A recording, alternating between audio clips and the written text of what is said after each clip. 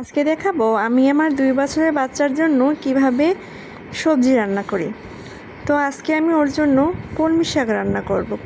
কলমি শাক আলু চিংড়ির ঝোল। যাদের বাচ্চা সবজি খেতে চায় না তারা এইভাবে ট্রাই করতে পারেন। আমি আমার বাচ্চাকে মাছ মাংসের পাশাপাশি সবজি খাওয়াটাও শিখিয়েছি। এভাবে রান্না করে দিলে ও অনেক মজা করে খায়।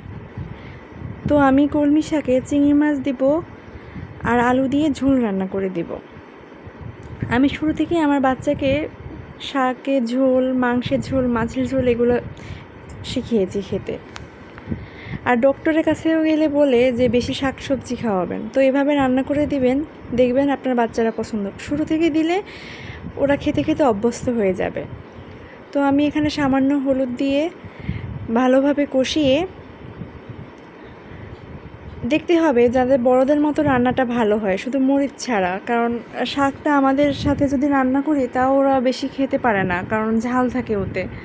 এর জন্য শাকটা ওর জন্য আলাদাই করি। ইদানিং আবার মাছ, মাংস, মুরগি এগুলো আবার আমাদের সাথে ঝাল দিয়ে করি। তো এভাবে কষিয়ে আমি পানি দিয়ে দিব। বাচ্চাদের জন্য বিভিন্ন ধরনের রান্না যদি আপনারা দেখতে চান তাহলে কমেন্ট করুন। আমি এখানে ঝোল দিয়ে দিলাম, যেহেতু আমি শাকের ঝোল রাখবো। এবার শাকটা দিয়ে দিলাম।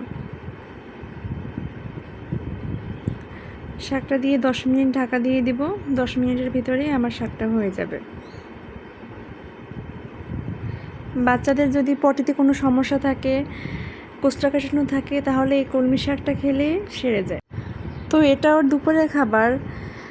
মাশাল্লাহ দিয়েছি, শাকটা মজা করে সম্পূর্ণ ভাতটুকু খেয়েছে।